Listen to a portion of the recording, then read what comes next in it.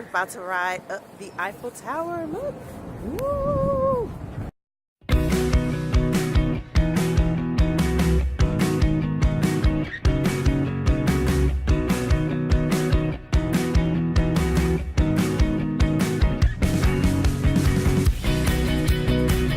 Hey guys, it's V, the Org Boss, back to bring you another awesome and helpful video. This time I want to talk to you guys today about traveling. If you're thinking about vacationing in Europe, then I want to share with you some very useful information, especially when you're planning out your trip and thinking about all the different costs and everything. Well, I want to walk you through that process from the beginning. So we'll be looking at different times of the year when you book your trip, and then we're going to look at the different types of travel related costs you need to factor into your budget, because nobody wants to blow their budget when going on vacation. And then I'm finally going to walk you through just understanding overall the European culture so that it's not such a culture shock when you actually get over there. With that said, let's jump right in. All right, first things first, before we start talking about anything, I just want to put it out there. I highly suggest that you use a travel agent. If you have never been to Europe before, use an experienced travel agent that can walk you through the planning process of getting your fabulous European trip together. Why? Because it's free of charge. There's no extra charge to you. They get paid on the actual booking of the trip, right? So it's free. And they do all of the legwork for you. I appreciate that because I'm too busy to even think about trying to sit and do all of this different research on all of these different flights and hotels. I'm not even messing with that. So I'm all about finding a fabulous travel agent and let them do the job for us. Now, let's move into number one, where we talk about looking at the different types of year that you can book your trip to Europe. In the travel industry, Europe is broken down into 3 different seasons. You have your peak season or busy season, which is typically mid-June through August, your summer months. No surprise there, you're going to see more people, airfare and hotel or apartment rentals. All of that is going to cost more typically because it's busy season. You have a stampede of people coming in and they're going to capitalize off of it. So don't be surprised if you decide that you're going to go during the summertime. You have no other options. Just get ready. Also, be ready for those long lines. There's crowds of people, and with crowds of people come long waits in lines. I'm not talking about 1 hour. I'm talking about 3 to 4 hours. So if you can, work with your travel agent or go out on your own and start researching all of the various places that you'd like to go and see if they actually allow you to reserve your tickets online. If there is a skip the line option, which it always is, I definitely suggest, if you're going in the summertime, to opt for that one. Normally skip the lines are between $10 to maybe $15 more than a regular price ticket. But if it means you don't have to stand in a 3 to 4 hour line, hey, do what you do. Now let's talk about mid-season, the second season in Europe. Mid-season is pretty much around April to mid-June, and again around September to October. Now mid-season is definitely the time you want to go. It's because the weather is nicer. You benefit from lower prices and airfare and hotel lodging. I can't even begin to tell you the deals we got on this trip. It was just mind-blowing. Consider it, if you have the leeway to book during mid-season, I think that is the best time to go. And then your final season is going to be off season, which is basically November through March. Yes, March. Those are your winter months. So you're going to find way cheaper prices in everything we just talked about. I'm talking about airfare, hotel, the sightseeing places you're going to be visiting. Everything's going to be cheaper. In my opinion, they are cheaper because they're compensating you for the weather. It is very cold over in Europe during the winter months. Don't be fooled. It's cold. So those are the 3 seasons. Think about when the best time would be for you to book. If you're working on a limited budget, then you kind of know where you can look for your cheaper airfare during the off season. But either way, take that into consideration. Now let's jump into 6 different travel related costs that you need to know about when planning out your trip. Okay, so all the nerds out there like me, break out your spreadsheets and start looking at these different categories. And I want you to go online. I'll drop some links below also, but I want you to go online and figure out how much this is going to cost, because this stuff can add up after a while. It's not just airline and hotel fees. Those aren't the only fees. You have 6 different things you need to consider. So let's jump right into it. All right, so let's look at the first travel related costs you need to consider and factor into your budget when you're getting ready for your vacation to Europe. And that is a passport. No surprise, a passport. But people don't think about the pricing that goes along with a passport. A typical US passport is going to run you anywhere from $195 to maybe even a little more, depending on how soon that you need it. You can apply for a routine United States passport at your local United States post office. Just be sure that you actually book an appointment in advance before you go, or else you may end up potentially being stuck in a line that could take hours just to submit your application in order to get it processed to get your passport. Speaking of processing, getting your passport through the United States Post Office can take anywhere from 3 to 6 weeks, which is actually better than what it used to be. When I first applied for my first passport years ago, it took 6 to 8 weeks. So they're doing better. Now, let's say that you need to get to Europe a little quicker for whatever reason. There is another option that I highly recommend and that I actually have used, and that's through a expedited service company called Airlines. They specialize in rushing your passports. They do other things like visas and everything too, but I really love the fact that you can get your passport back from Airlines in as little as 1 to 3 days or 11 days if it's a routine passport and you're not needing it sooner than that. Let's move into the second related cost, which is another obvious cost, which is airfare and baggage fees. But I will add to that per flight. If you are going to Europe and you plan on traveling to multiple destinations, meaning you're going to be taking some mode of transportation by airline from one European destination to another while you're on your vacation, then make sure that you check all airlines' baggage fee policies. We flew on American Airlines and they had the international policy to where you get one bag checked in for free. However, when we flew on a European airline, we actually had to pay for that checked bag. And on top of that, they had very different sizing requirements for your carry-on bag.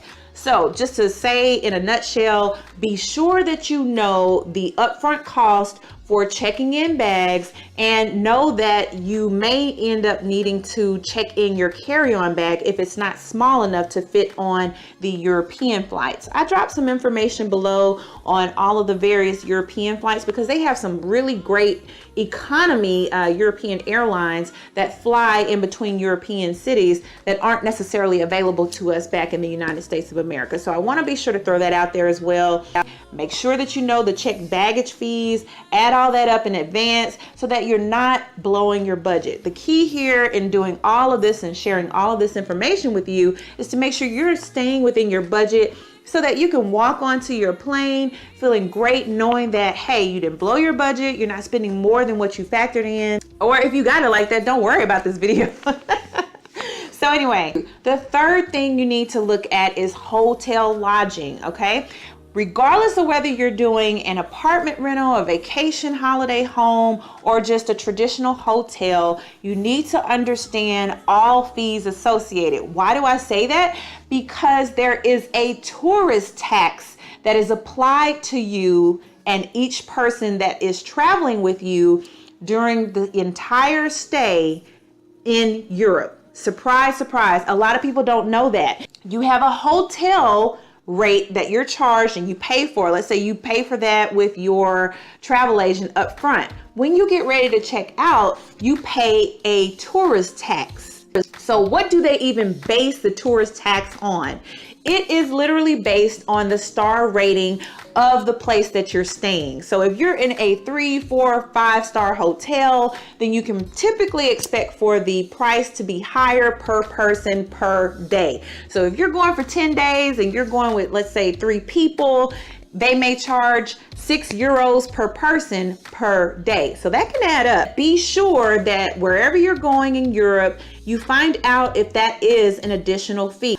Okay, moving right along to the fourth expense that you want to take in mind when planning your trip to Europe, and that is how much you're going to spend every day on all of the delicious food you'll be eating. I'm just going to give you an example because a lot of people say, well, how much should I bring on a daily basis for, food or shopping? Let's just talk about it in this way. This is what I noticed when we were in both Paris and Rome. Breakfast typically ran between about 7 to 15 euros, and then lunch ran about 10 to maybe 20 euros. And then dinner was definitely higher in both places, between 20 to 40 euros. So overall, just factor that in per person.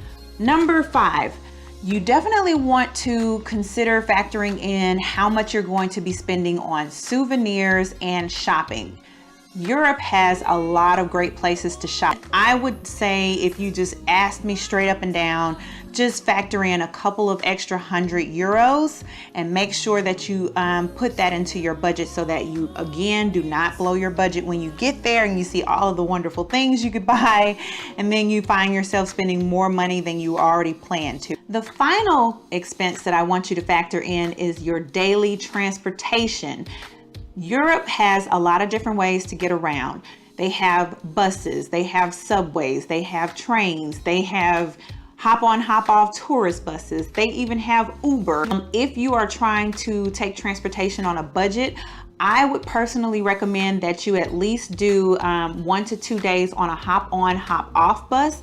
That way you can go and you can spend, a base price and you can hop on and off the bus at all of the various sites in the city that you're in. And hop back on without spending extra money. So what's it like to be amongst the people of Europe? Well, I can honestly say that it is a wonderful experience. The people there are so nice. There's so many different types of nationalities. It just makes it this one big melting pot of just beautiful people. And they're so willing to help in most cases, quite contrary to what a lot of people think. It's very small in Europe, so keep that in mind, especially when you are packing your things. The next thing I want you to understand about the European culture is that, hey, Europeans do not operate on that fast, speedy, time frame like Americans do when they are out eating. They love to socialize. Look, they like to be out in the mix, socializing no matter what day of the week it was. When we were there, it was considered what we would consider back home the work week. They were coming from work and eating dinner as late as 11, 12 o'clock at night sometimes, even with their kids. That's just how they operate. I noticed that they go to school a little later in the mornings. They're just really laid back people. So when you are out eating, one of the main things that I want you to understand is that you have to ask for your bill in order for them to bring it to you. Otherwise, they're just going to assume that you're enjoying yourself, you're out and about socializing. If you do decide to tip, a typical tipping range would be between 5 and 10% of your overall bill. This is not so much of the culture, but it's more of something you need to be aware of. Pickpocketing is definitely a problem in Europe. It's so much a problem that they have actual signage everywhere you go throughout the city warning you of being aware of pickpocketers and ways to avoid them. Now, does this mean that, you avoid going to Europe? No, absolutely not. I still recommend that you go. It's a beautiful place. That's just one issue. Just like anywhere else, we have pickpocketers or thieves every day here in the United States of America. So, don't let that deter you, but I want to keep it real with you so that you're not surprised by anything whatsoever. People are going to be asking you where you're from. When they ask you where you're from, don't just say America, because they may actually respond and say, oh, okay, what part of America? Because there's actually more than just the United States that makes up America. So the correct answer would be, or the correct response would be that you're from the United States of America. Okay? Easy breezy, just like that, or just say USA. Either way, that's the proper way. And then the final thing I suggest that you do is to learn some of the basic terms that you are absolutely going to be using the entire time that you're in Europe. For instance, You're going to want to know where a restroom is when you're touring certain places. So learn what the local words are. You don't have to say it perfectly, but at least attempt to learn what the local basic terms are so that it can help you in getting around. That's all I got for you in this one. Stay tuned for the other ones. You know, I kind of gave you a little tips here and there about what we're going to be talking about in my next video, which is what to specifically pack. So do you feel well informed? I hope you do. Thumbs up if you like the video. Also, if you figured out something else that maybe I missed, drop it below, because hey, I don't know it all. I'm constantly learning, but I really hope that you found this information useful and that you'll continue to watch the other videos to get even more helpful information so that you can ensure that you have an awesome experience on your first trip to Europe. Have a great time. Shoot me some pictures on Facebook and Instagram of your actual time in Europe. I would love that. And let me know if you find anything that I say to be of truth while you're there. All right, this is V, guys, and I'll see you in the next video. Thanks so much for watching.